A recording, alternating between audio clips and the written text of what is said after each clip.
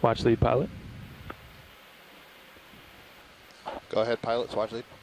Hey, watch lead. We're gonna creep into the bottom here, acquire bottom, and then dial in some of our settings up here, and we will call you back when we're ready to start moving around. If that sounds good to you. Copy that. Standing by. Copy. You want me to line up with you? 330. Negative. Let's just do north here. Copy. I'll come back for you. I'm on north. All right. So we can come down a little. Copy. The pilots are just getting down. settled here. Looks like maybe we can see a fine dusting of sediment on the rock. We're going to get a better view here in just a second.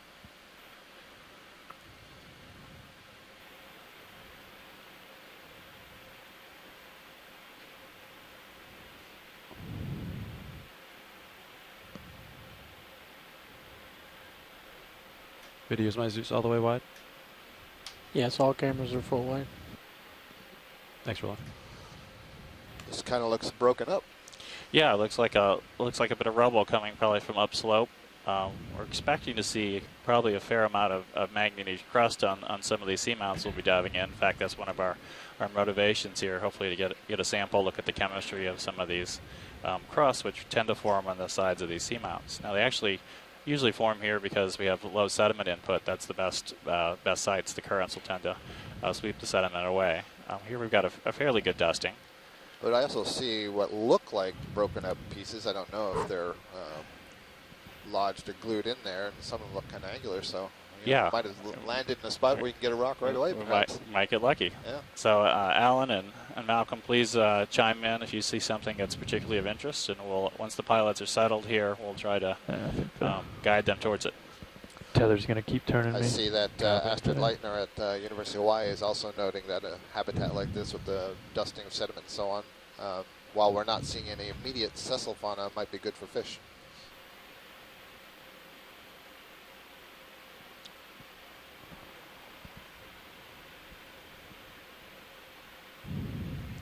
So, Del, the top of this feature isn't particularly flat, so I imagine these are probably pelagic sediments coming out of the water, you think? Yeah, that's sometimes these flat top volcanoes are that way because they've had a coral reef on them and the volcanoes have subsided. This one isn't quite flat, so it doesn't look like there is a coral complex. This would probably be pelagic sediment. And then the bigger boulder sized things we see here are coming down, probably coming down slope. So I think if what little I know of the geology, if it is pelagic sediment, then I guess we could predict that we'd see a lot of shell bits and planktonic organism bits. I'm going to back up a making little. up that sediment. Yeah, I'm not sure how many shells we'd see, but yeah, certainly. I meant like pteropod shells and foraminiferal shells, that sure. sort of thing. Yeah.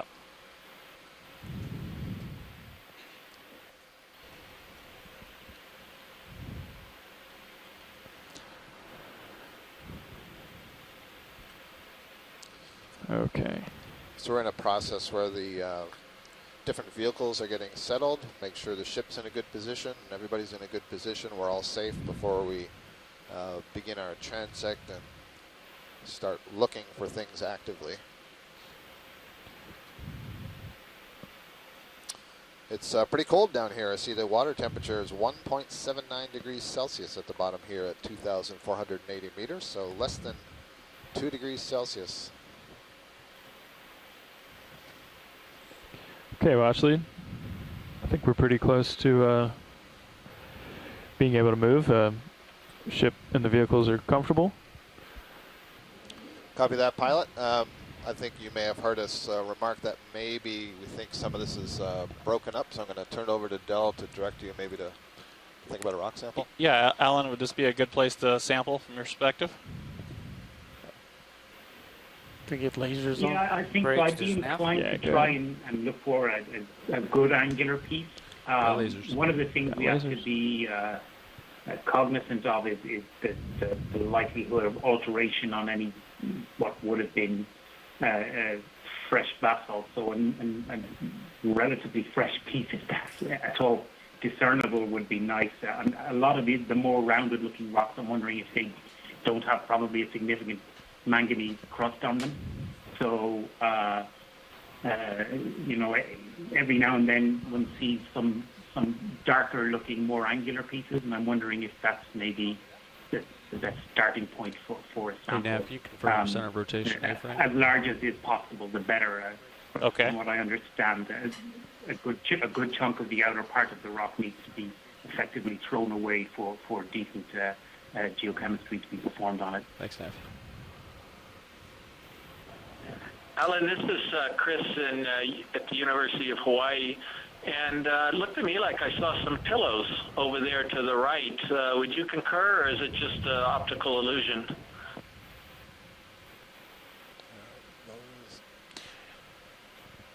Or Elaine, excuse me.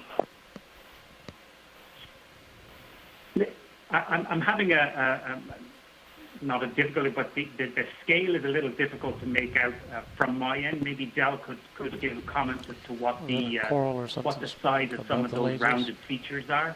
Yeah. Whether they So they're deciding if they want to sample here, right? Pilot, can you turn on the lasers? They're on. Oh, They're on. Oh, I didn't see them. Okay, so if you can make them out, which I apparently couldn't. They're 10 centimeters apart, so that gives you a sense of the scale there. I agree with you, Chris. Get this. Speak So up, Ron. one of those little things So that you want looks me to like a zoom into pillow it momentarily so they can see there the is about lasers? 10 centimeters Sure. across. It could be these are just loose pieces and we're getting this crust built over them, kind of gives them an appearance. But yeah, they do have that look. Yeah, that's perfect. Thanks, Ron. You want me to bring swing arms out or leave them? Yeah, you can bring them out. Copy. On that close-up, these all look like they're pretty well set in place. It's either crinoid or coral there on the left. Yeah. Yeah, I think that might be a crinoid, perhaps, or... Do snaps Yep. in.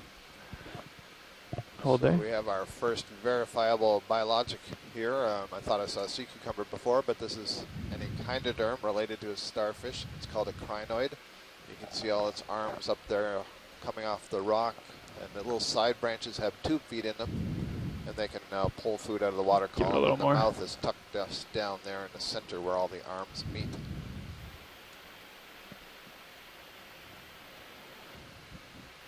You want to take a closer look, Scott? Or? Nope, I Yeah, think Copy. that is okay. Thank you. Sure. Thank you, Roland.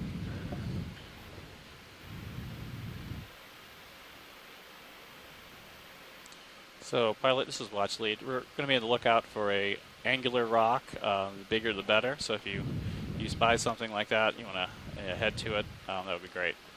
I do see a Okay. coral up here that's just in the upper center of the screen right now. Maybe 3 branches, possibly a bamboo coral. It's very white in color. Yeah.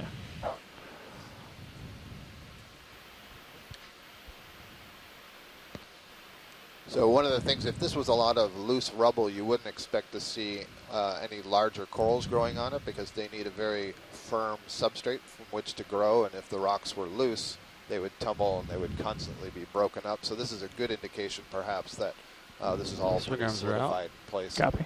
Not a Lowers pile of rubble. are partially deployed, pretty far deployed. Copy that. So this is our first coral of the day. Okay, It's video. always nice to see Come on corals when in. you first get down. It's a good sign of things. And this is indeed a bamboo coral, which Start is one at of the the more top here. common octocorals. Octocorals are a group that includes all the sea fans, and the bamboo corals are one of the more common families of deep sea octocorals. And you can kind of see, and you'll see later as we look towards the base, it's very white. It has a skeleton, and the flesh that is on the skeleton is transparent, which is why you can see that skeleton. And then you see all these little flower-like things that are arising from it. These are the polyps. These are the actual feeding structures. They have a ring of tentacles. And you can see in the center there, there's a little pink dot. That's where the mouth is. And all of them are interconnected with each other, so they basically have a continuous stomach. And this entire colony arose from a single egg, a single larva that settled here and has now grown into this shape. You can see there's some little white bumps running Yeah, there you between go. those different polyps. And that's a very interesting thing we've only seen, or I've only seen a few times, and only on these Okeanos dives in the Pacific. And Go we ahead think down they to the may be branching places point. where there are lots of Sure. stinging cells. And that might be some indication that there's some predator around here disturbing it. And then you can also see some spine-like structures that are between the tentacles. Can you grab that, Those are co-pilot? structures called sclerites. I'll talk more about those later. I have your but, rotator coming down um, slow. They're calcium carbonate for branching. skeletal elements that help give support or provide defense and so on. But we They use keep them coming as down. taxonomists to identify these corals to species. As we go down here, you're going to see in a minute, there we go. So the tissue is ended. So now you get a really good Holding view here. of the skeleton without tissue. Just bring that So node into view presumably if you could. something may have been Copy, coming feeding down on this about. coral. And we see wrapped around the base of the coral a brittle star. We don't think these brittle stars are feeding on these corals, but we may have to revise that understanding. Maybe they're just scraping the flesh and eroding it off. But I think we've made a few observations this year where we've seen these ophiuroids with these really sharp spines on the arm, and they seem to lack tissue. I think the idea was that these sorts of animals are Just gonna getting pull food out out of for the a water full view. column or other things that have landed on the coral. But one last thing I want to point out, there's a black band there between the white skeleton. That's a Rotate up a node, bump. it's made of protein, and one of the reasons this is called a bamboo coral is because the Swarm. skeleton reminds you of bamboo because it holding. alternates between the white and the brown. Thank you, that was a great observation. Does anybody on shore have anything to say about Like tilt up. this before we leave?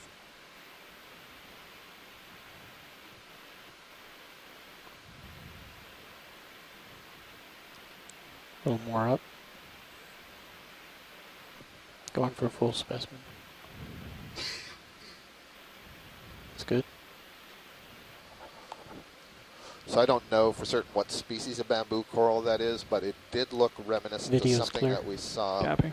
last year with those very Video prominent swap spines, and then something Rotate I it was back looking to at you. was the way other Pilot and co-pilot, do you sclerites wanna were start a first arranged in the body wall of the polyp. I think so. Yeah. Early 345 or Okay, 350. Watchley, are we Scott, this Uh, is just Shirley. do done here? It looks It's fine. like on these rocks north, we should there are north. Yes, some pilot. very Copy. Yeah. small, soft spheres. You I could don't do know north. if that's just Chris. like, Yeah. sediment or if there is something biological. Maybe you could zoom in on one of the edges of one of 20 these meters rocks or when you 15 when you meters? stop I the am next time. comfortable with I don't Great, Shirley, will do. 30, I think. Thank so. you for Yeah. the heads up on I'd that. say that 30 is good. Yeah. Okay. Yes, Decimal some of 2. these structures are certainly continue to look like pillows here. Pretty stretched out. Yeah. So pillows, this would be an indication of a recent eruption or Well, something? not necessarily Try to make my way recent, but this would indicate these are to lavas center that were screen. in place and are more or less intact here, not rubble that has come down and then been crusted over. They could still be quite old. The sediment we see here, it may take a long time for that to accumulate. I see an anemone down at the very bottom center of the screen. The fact that it's poking out of the sediment suggests it may be a tube anemone, what we call a serianthid. If we could get a quick zoom if we haven't left. Yeah, sure. Thank you, Chris.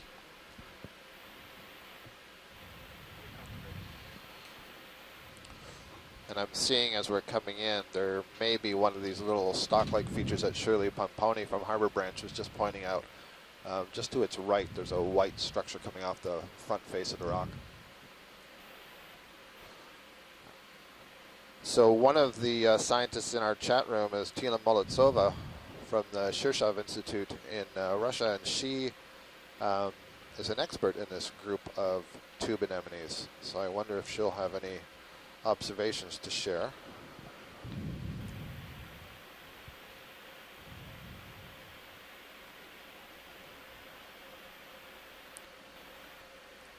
Okay, video. Let's start in.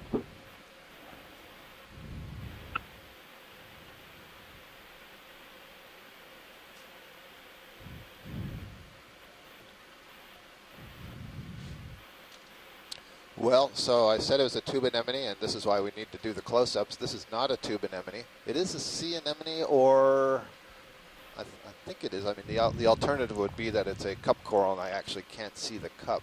But as we zoom in, I don't see anything that looks like it's a calcium carbonate structure underneath it, which would suggest that this is I an think I anemone. might be giving it a little It may tugs. be I a can try to come burrowing down and do anemone some. of some kind. Copy. It does appear to Come be down a in little the bit. sediment. You can see that sediment's Right. really coarse, isn't it? It is, yeah. A tube anemone is something different that builds a tube, and it would have a second ring of tentacles around the mouth. The mouth is that little slit that's in the center of those tentacles. Thank you, pilot. That's Sure. good for us. And just as you're coming out, just to the right of here, let's look at the front face of this rock. Copy that. Okay, you can start to come out video. Yeah. Okay, right there. Okay, That's not a sponge. It looks like maybe it's an agglutinated tube of some kind, meaning that something has glued together different bits and pieces from the sediment to make a tube, and that's the sort of thing that various worms do, or foraminiferans, which is a single-celled organism. Thank you. Sure. Shirley agrees that that is not a sponge right there anyway. And Tina Molitsova does agree that tentacles don't look like a scleractinian, she says, and a scleractinian is the formal name for the group that includes the cup corals. So I think we would all agree that that is a sea anemone that has burrowed somewhat into the sediment. Looks like ship started moving. I should start moving shortly. Copy that. You're still north, yeah.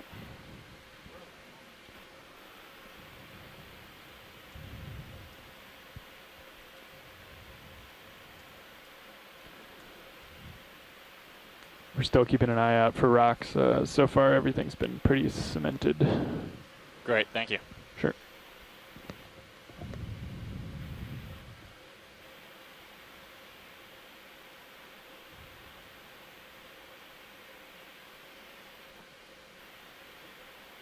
I think I see a whip. It's at about 10 o'clock to the lasers. It's really fine. It's on a row of rubble just before that sediment patch. I see.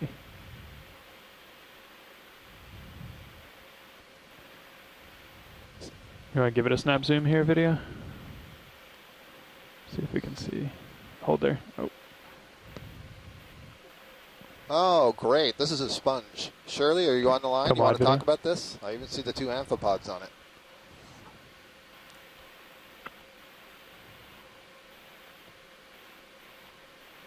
I'm on the line. I'm trying to get a focus here on what it is we're looking Yeah. at. We're kind of whited out here. Yeah, it's quite small. It's between the lasers, and we'll... I don't think I can get a black Surely background, it but could be a cladorhizid, but it was moving quickly. Should be more so toast. sure. Yeah, we're setting it Yeah, up for I'm another looking view. now. I'm pretty sure it's a cladorhizid, which, well, I'll let you guys Cool. talk about it. we're just getting a little tether, a little more Understood. tether here, So, Scott. if in fact that's what it is, cladorhizis are a particular group of demo sponges. So they make spicules, so these microscopic skeletal elements out of silica. video. But Come unlike on in. most other sponges, they're not filter feeders. They capture their prey with their spicules, kind of like a Velcro surface. But let me, before I go into too much detail here, let's make sure that's what it is. Yeah, I'm sure you're correct, Shirley. Yeah. Yep, there we go.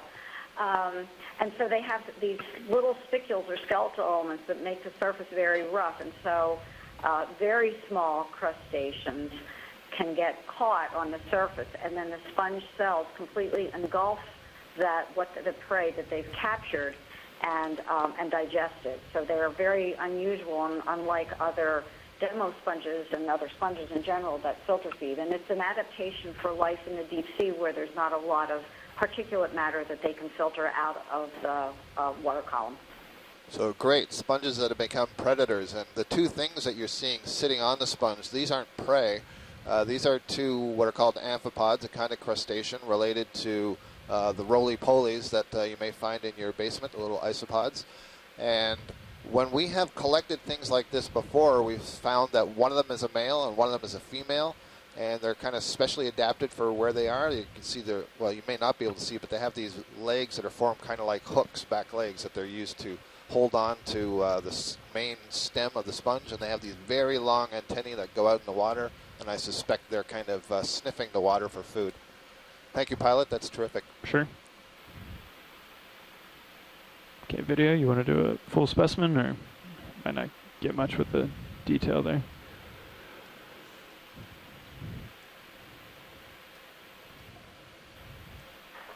Hi, Scott and Dal. We have a request from Gregor Copy. here. If you could just Yeah, zoom you- in on the sediment one. We just can so come wide can and let me know when you're process out what clear it with the.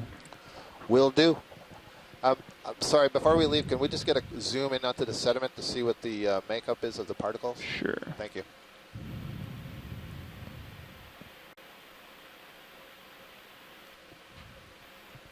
They look kind of rounded, so Certainly not what I would call pteropod shells. Maybe foraminiferal shells. Do you know your sediment? I do not, so maybe Gregor can chime in here. I can. Oh yeah, great.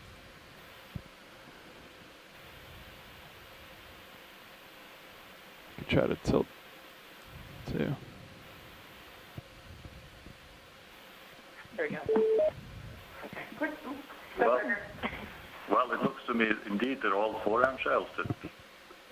No fine sediment. It's all coarse grained. But no Copy. rush. And there are some blackened Still got stuff you in there at that might be glauconite or something like that 37 degrees, between so. the grains. But for the most part, these are rounded forehands, pelagic and benthic forehands. Pretty coarse though. Gregor, I'm sorry, did you say that they would be largely benthic forams or pelagic forams or some mixture?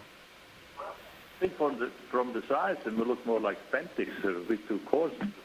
Pelagic ones. Great, thank you. Okay, let's come wide video.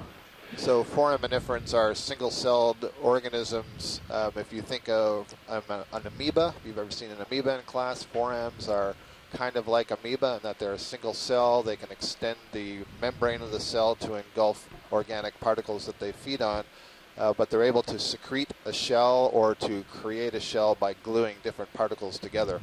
So what you were looking at there, basically all this sand or mud that you're seeing are these shells. There's a white structure on the about 3 o'clock on the face of the rock. I said 3 o'clock. I meant 9 o'clock. My bad. You can keep going. Sorry. No problem. We maybe get a snap zoom here. Yeah, we see these sediments are all very uniform. That tells us there's really just this single source of sedimentation here. Let's do a snap zoom here video. Hold there. So we saw one of these before, and there was a question about whether this was a sponge or a possible xenophyphorn. The texture to me looks like it's dead sponge. Chris, can you get a good look at that? I'm getting a good look at it, but I'm not getting a good idea about it. Yeah, so it's the second one of these we've seen. We kind of went past it. We'll look for another one. I saw it just up ahead, this time on the right, truly the right. Okay, come on video. I think we'll there was get the another next one. colony on top of a rock. Is that ship moved on? Yeah, we're Okay. stationary. Yeah, I don't know. If it's a sponge, I would suggest it would be a demosponge, but because it didn't really look like a hexactinella to me or a glass sponge, but I really don't know. Okay. You looking at this down here, Scott? This will be good, but what I'm looking at just is going off the top of the screen, but this may be what we were just looking at, so Copy. if we're in a position, that's great. Yeah, it looks like there's a couple of them there. Yep, agreed.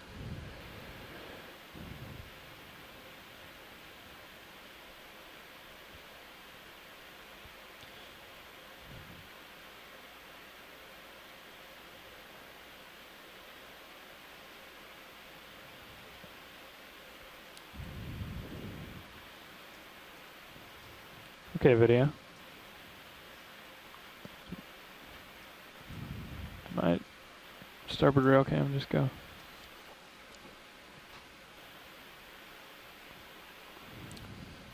Hold there, video. Well, this kind of looks like a mucus sheet Yeah. that has been secreted by something and has picked up a lot of organics, or else it was something gelatinous in the water column that has got caught on the rock, but it's not. I don't believe it's the same thing we were just Yeah. looking at, so we can move on from this. Okay, can you come Thank you. partial I video? think just to the upper left, Hold there. there may be another version of what we're. Oh, there's a sponge though, right in the center. It looks like a little pogo stick. Now Yeah. immediately between the lasers.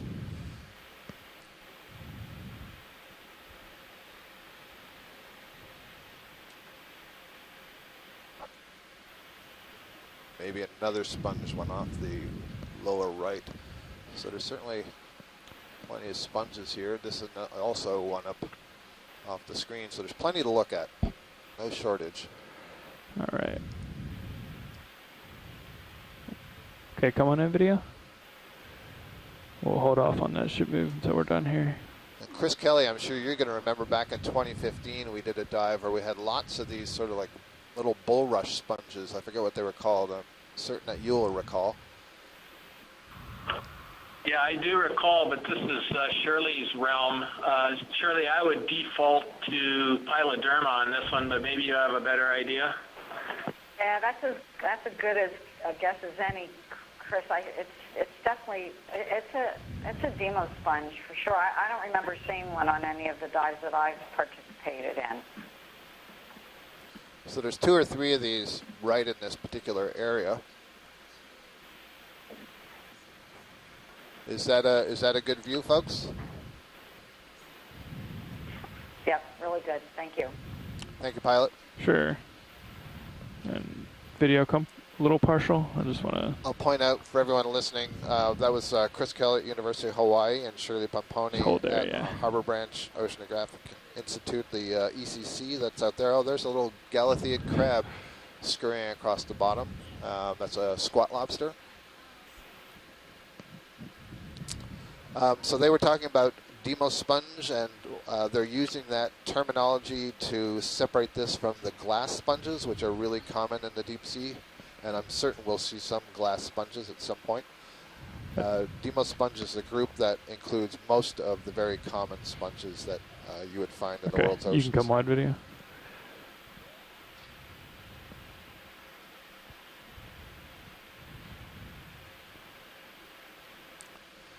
Anything else here, Scott? Yeah, at the top of this rock. Scott, that stock thing that's up. Yep, that's where we're going, Chris. Stock thing that's up on the upper center. I think that's one of those benthic tunicates, isn't it?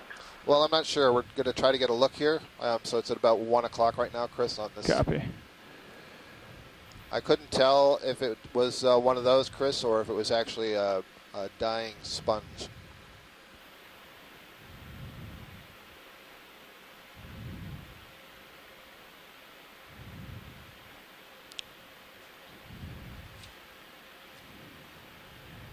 Okay, video. Let's come on in. Yeah. Looks like a sponge to me, Chris.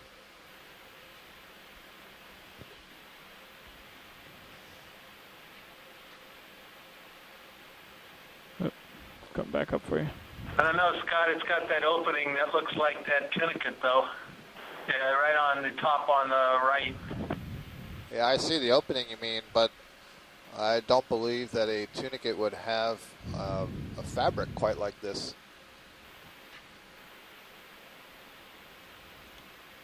Stand by video. Just trying to get my foot here. Of course, tunicates do have all kinds of very interesting colony and body morphologies. They can pack a lot of stuff into their outer wall. A tunicate is it's an organism that is a urochordate. It's very closely related to the chordates, which include all the vertebrates and ourselves. And they can pack all kinds of interesting thing into their body wall. So I suppose this is a possibility. Yeah, I guess. Scott, so yep. This is Diva, and when we were working in the Clarion Subsea Zone in the Eastern Pacific previously, we'd seen something similar to this, which we had said was from the genus Culeosus. That was totally a guess, because obviously we were working with imagery and hadn't actually collected any. But I would go with tunicate on this one, okay, to be very honest. Okay. Then there should be another opening somewhere on this if it's a tunicate. Now, do you guys think it's alive?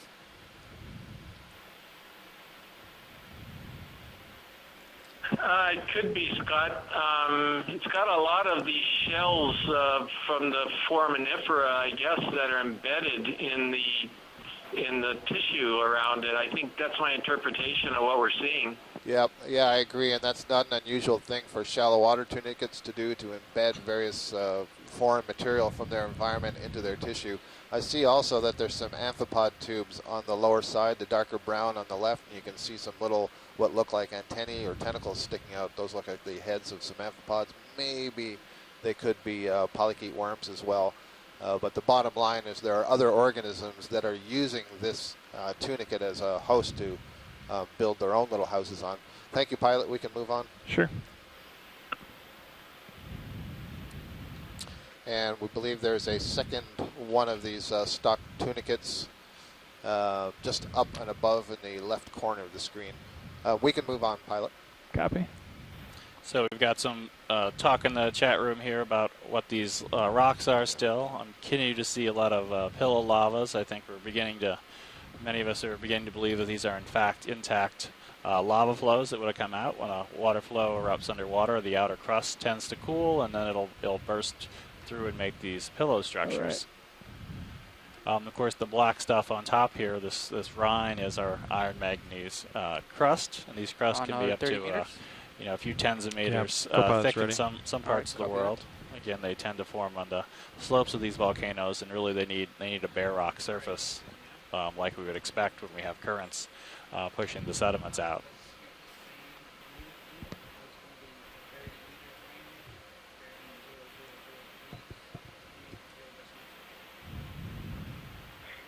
Alan here, can we maybe see about grabbing some of these looser boulders there that the lasers are pointed at right now? They seem to be, they seem like they might come loose. Yeah. Yeah, pilot, can you try one of these loose rocks here?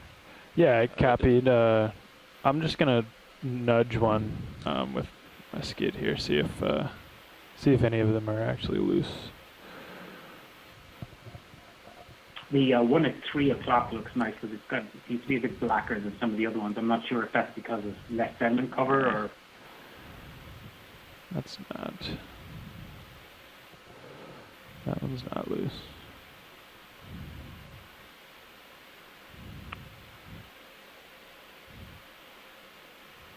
Yeah, what about the one over around 3 o'clock?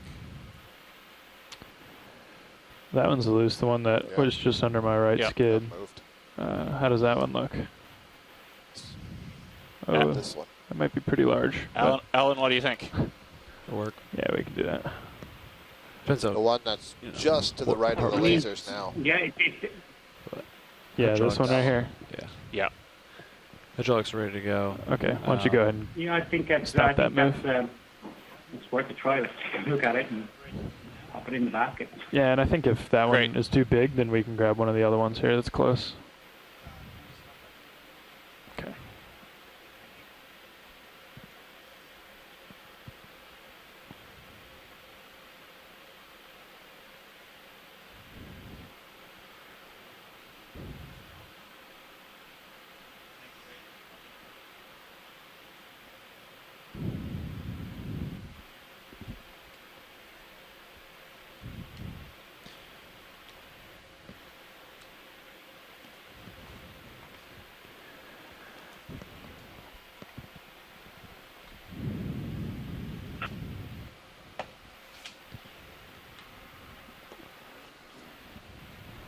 You want to center up your mini Zeus or anything?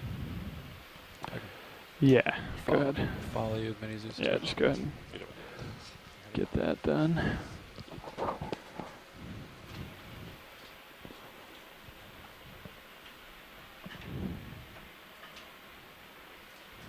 Oh yeah, it's right there. Yeah, so it doesn't look that deep then? Yeah, it should be fine. It's good. Perfect size, I think. Copy. Okay, we all fired up? Ready to go. Copy.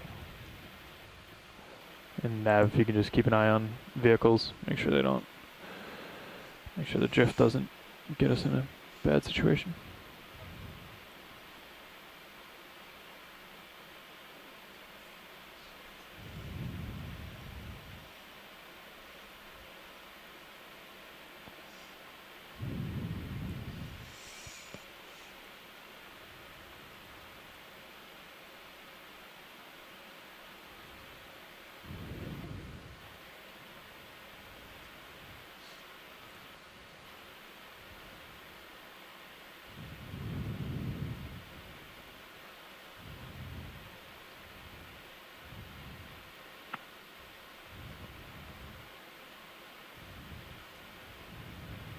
Just trying not to get the coral cutters here.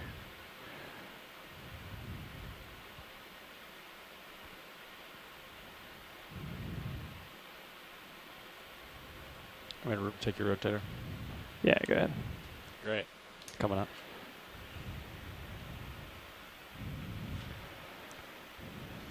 Watch lead, how's this look here? Oh, looks good. Okay. We can get it in the box.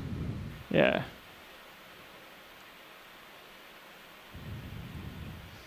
If we want to do a zoom, let's do a quick zoom video and then put it in the box. Great. But yeah, you can. I think you can come a little wide from there. Just get the whole specimen, maybe. Yeah, that's good right there. Maybe I'll bring that wing inboard, huh? Yeah, it sounds good as long as you're not gonna hit anything on the way in. Yeah, 10-4.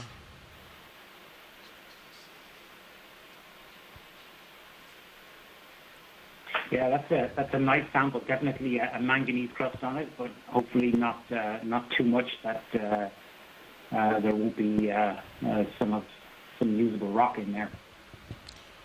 Okay. Great. Wing. Yeah, you thinking starboard? Yeah. Let's just, Yeah.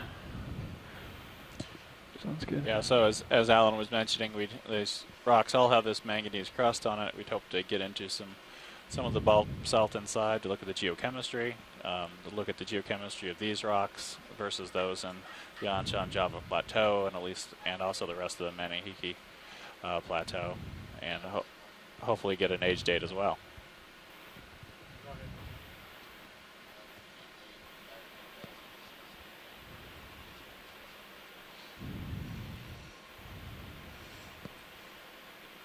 Yeah, and given the morphology of the northern plateau in this region, it seems to be far more plateau shaped as opposed to some of those seamount structures and the pancake volcanoes and so on that we're seeing on the multi-beam. So I'm hopeful that we're looking at plateau-aged volcanics here, but it is on the edge of this rift system also, so it is possible that it's later stage volcanism associated with the rifting. In any event, the results will be very interesting. That's great. Thanks, Alan. Okay, hydraulics down.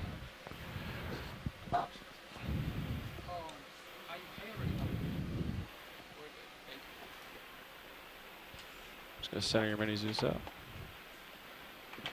Copy that.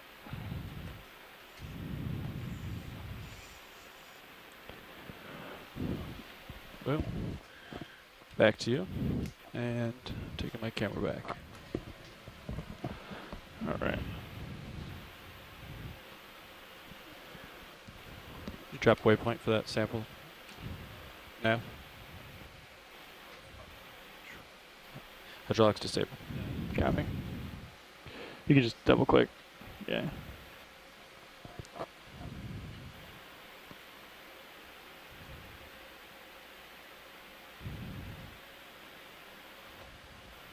All right. Yeah, F5 is drop, F6 is rename.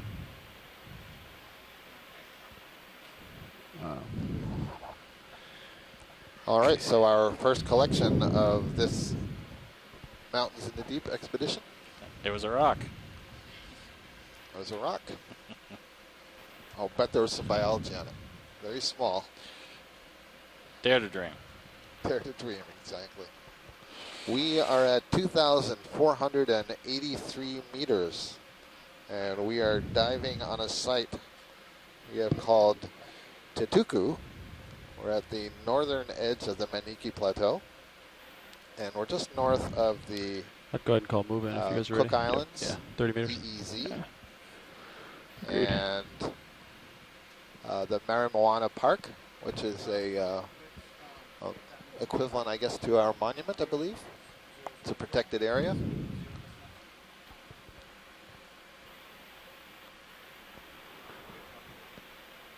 So watch lead, I was just kind of heading towards this bright subject here while we're waiting for the ship to get underway.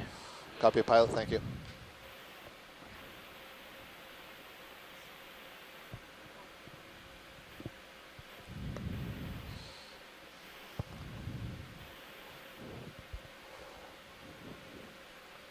Is this the light brown object going for? I saw something else from further out. It looked like maybe a sponge. Like right on the lasers now. Can we do a snap zoom here? I see, yep.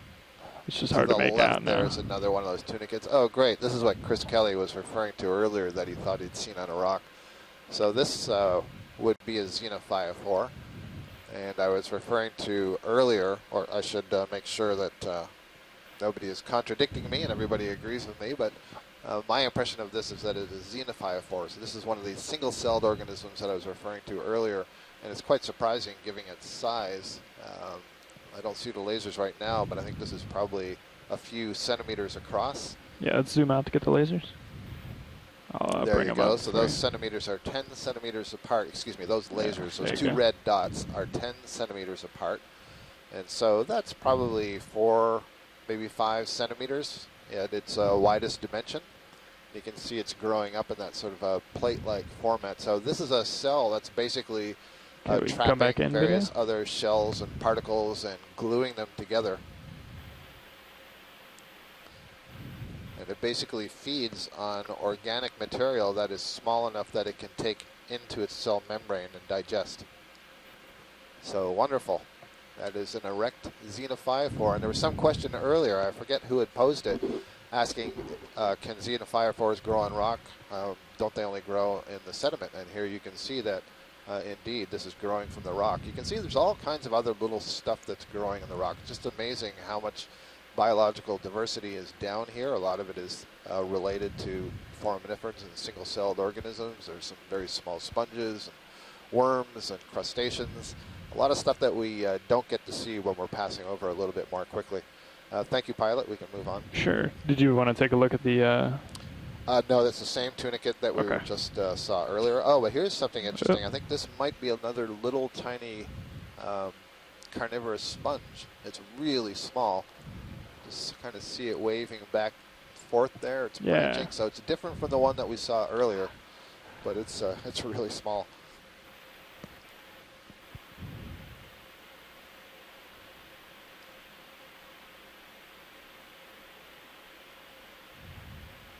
Just kind of a quick impression, Del. There's a lot of stuff, a lot of biology that's using all of this sedimented particles for their own needs. Yeah, that's. I think that's going to be so Yeah. small, we're not going to get much out of it. Yeah, I already lifted off when Okay. we caught it. Yep. Let's go ahead and come wide video. So Scott, are they deriving nutrients then from the sediment? It seems like mostly they're attached to the bare substrate, of course. Right, yeah. So for the most part, I think what they're doing is using it to construct some kind of domicile. You know, I it's their see. little house. They build tubes and so on. However, any organics, bacteria that may be associated with those shells certainly is fair game for organisms that will ingest the sediment. So if we see some sea cucumbers later on, for example, that's kind of a typical mode of feeding, is just to ingest wholeheartedly all the sediment that's there. Whatever organic material, nutrients are mixed in with it or on it, they will digest. Okay. And you can see in some places here the coloration of the sediment is a little bit different. It's a bit Right. darker in some places, lighter in other places. I don't know about here, but in other places like in the North Atlantic, that's evidence of some fresh deposits of phytoplankton. So we have a couple of biology items here on the rock, and it looks like one of them may be a Brisingid sea star, that long arm pink thing. We'll talk more about that in a second. And then maybe in front of it is our 4th or 5th stalk tunicate. Did you want to take a look at this Please do. sea This- cucumber too, or no? Oh, you see a sea cucumber. I'm I- sorry, I I'm think looking so. up. Yeah, absolutely. Good call, good call. It's right in the center of the screen, just to now between the lasers. What perfect timing, wasn't I just saying? It was quite the transition there. Yeah. So this looks like it's going to be a sea cucumber once we zoom Okay, in. go ahead, And, video. instead of me describing it, I think Diva knows a lot more about sea cucumbers than I do, or am I putting you on the spot, Diva?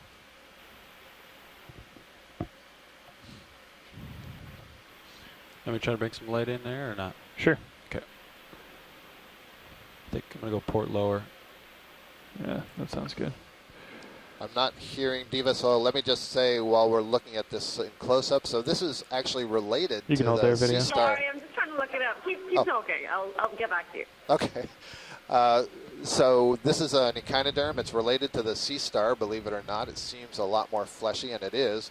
But all echinoderms are classified together. Sorry, my eyes just noted that there's 2 octocoral polyps right next to it. So back to the sea cucumber. That help or make it worse?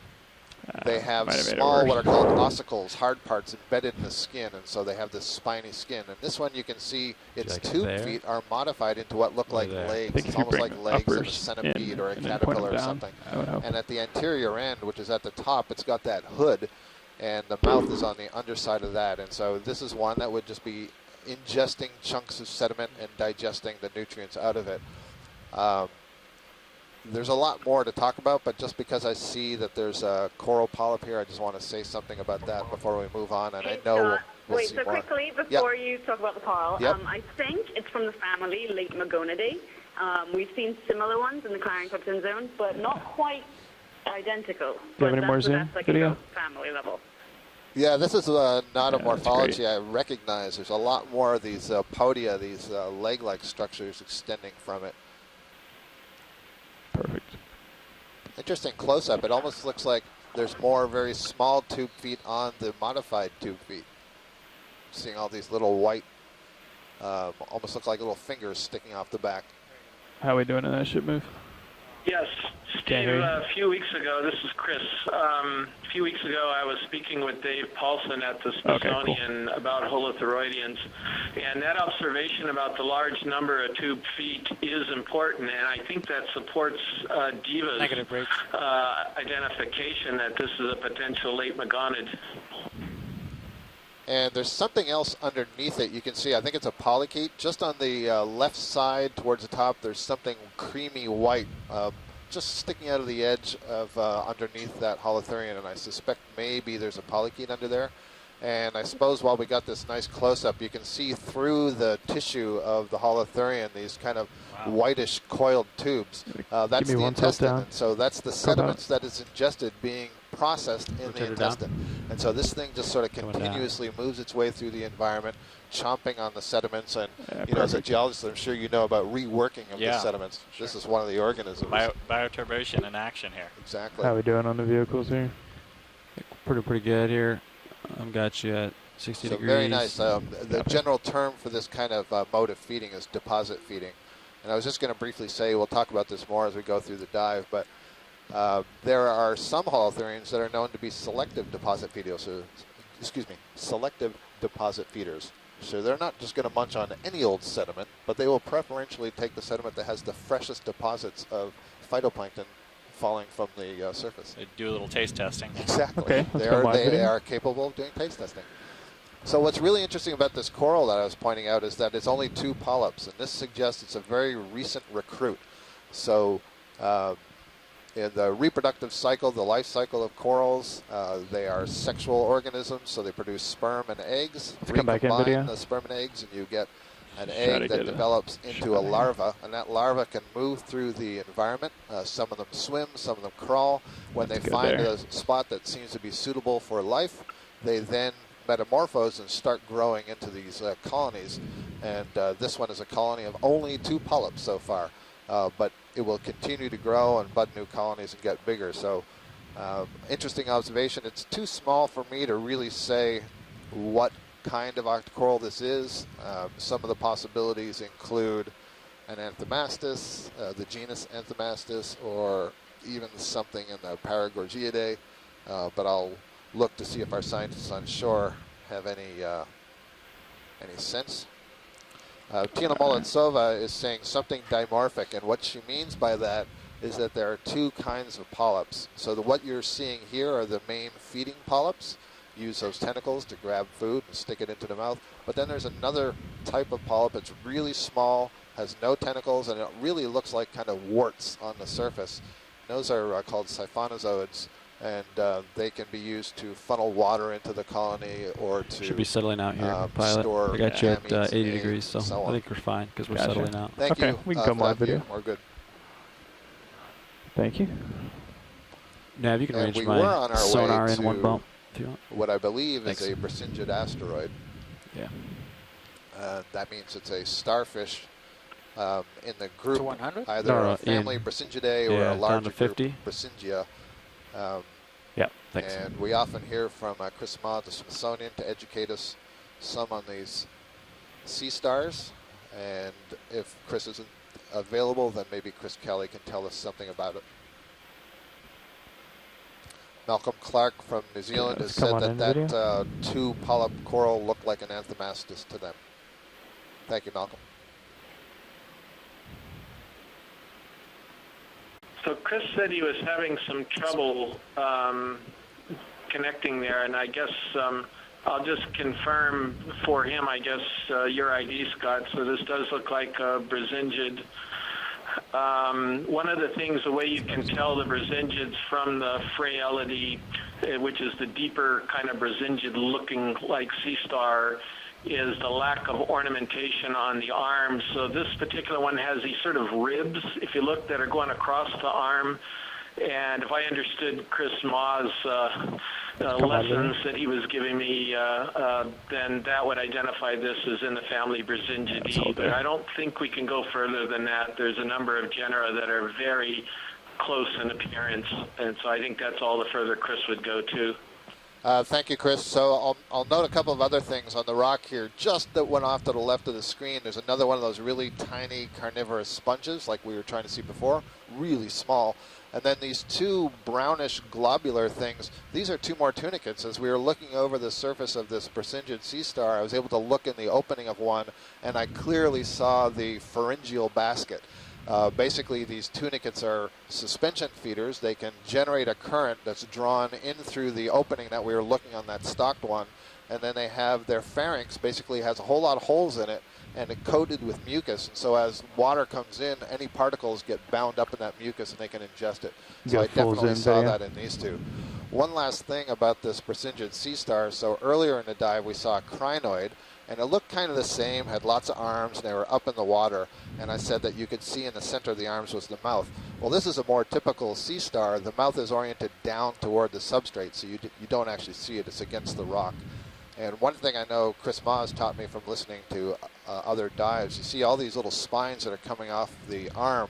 You see they're kind of smooth, and that's because there's actually tissue on those spines.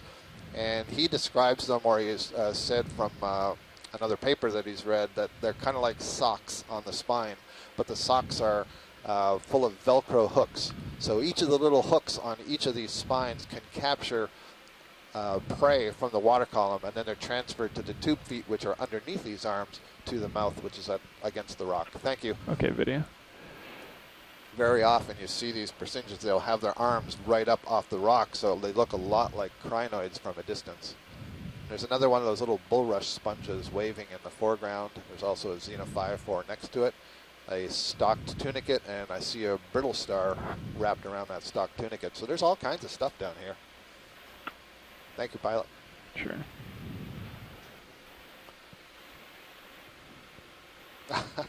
Les Watling has made an observation in the chat room that gets to the slow rate of life in the deep sea, and he says he wonders how many months or years before that Brisingid sea star moves its arm off of the tunicate siphon opening.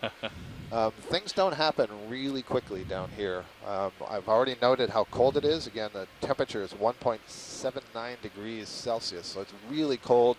And what that typically means is that the metabolic rate of the animals is depressed. They don't need as much food. Right. Good thing. There's not very much food, so they're adapted to that. And one of the ways they're adapted is they're not highly energetic, so they don't move more than they need to. I guess they're not chasing prey, and prey isn't chasing them. So, not for the most part, although you do see a few predators down here, certainly among the fish. Right. Some of the worms and the crustaceans. I think a lot of them are sit-and-wait predators. So this looks like something a little bit different, very fuzzily branched brown structure. I have a sense of what it is. Get a little bit closer. If anybody on the shore wants to identify this before me, please feel free.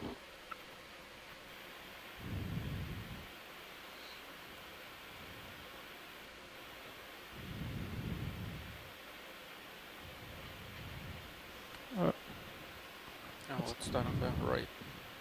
Yeah, what's that moving there on the right Tumbling side? snail on the right. Yep, okay, thank you. So we'll come back to the sessile thing that doesn't move, but you can see that there's something that seems to be bouncing around here on the bottom. This is actually a snail, and that long sort of wormy-like thing you see is its foot.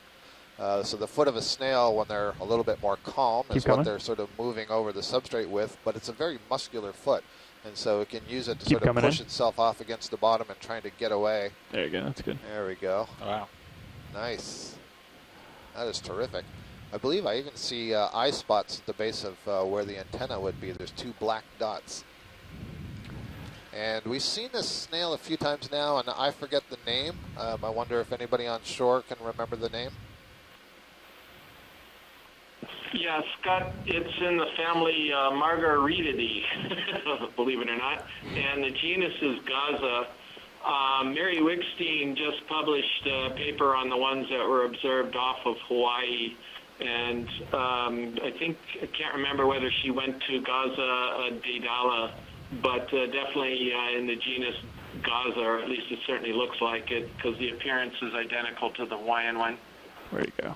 Thank you, Chris. So the idea is probably that that's an escape mechanism that is being disturbed, and so it's certainly a much more quick way of travel than your typical snail.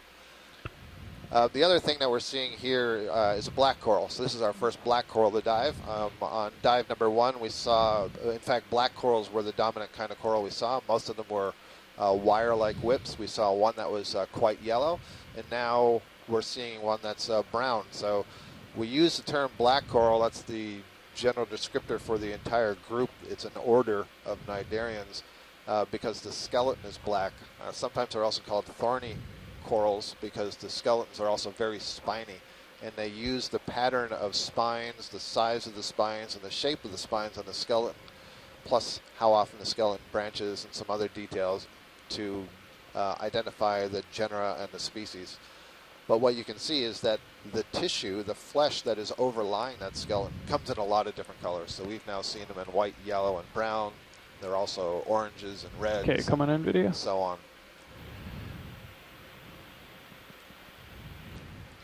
Anything in particular you want to take a look at, Scott?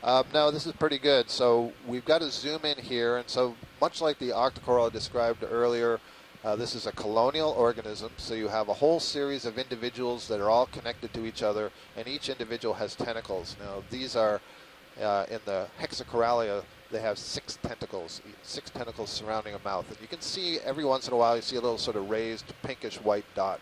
That would be where the mouth is. You can see that on these main inner branches, it looks like these polyps are really crowded close together, and they're a little bit more spaced on the branches. One of the things that we would be doing in a close-up like this, in addition to just trying to get some general identification information, is to see if there are any other organisms living on it, like worms or shrimp or crabs, and I don't see anything right now. Thank you. Tina Molitsova, I mentioned her earlier saying she was an expert in tube anemone. She's also an expert in the black corals. So there she goes. So she's given us an identification of the genus Trissopathes. So this is the genus Trissopathes for this black coral. Okay, video. That is great. I'm going to come wide and right at the very top, copy. Copilot, you want to take that? And I'm not give it a exactly tilt sure up. why it is that up or down? on the Up, please. older parts of the colony, which would be the main branches and the main stem, the polyps are so I think all the way to apparently the top. jammed together. Video can lead the way. That might be because there is budding of new polyps between older ones, perhaps. Now, I think it's just that, yeah, the polyps are so thick it looks like there's something on there, and there's not. All right. Come again, video? Oh, yeah. Yep. Okay, when you're clear, video. Perfect. Back to you. Thank you.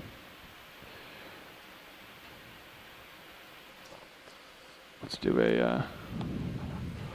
So we've seen some interesting biology here, so I think it's probably a good idea for us to get a sense of how much bottom time we have today, so everybody is well prepared for how much distance we might be able to cover versus the close-ups and collections. This is something different as well, this purple thing right in the center. Yeah, we're going to do a quick pilot change, and okay. Levi's going to grab that for you.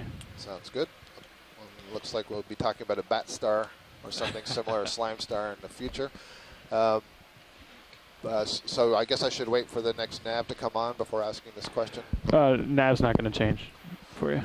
Copy that. So Nav's watch lead, if you could give me an estimation of time off bottom so that I could relay that to shore, please. Copy that. Our time off bottom, it's gonna be 4:15 UTC. So in about 4 hours. 4 hours, thank you. So shoreside scientists, we have about 4 hours of bottom time to go, so just for your various planning. Stand by, guys. I want to confirm that. No, actually,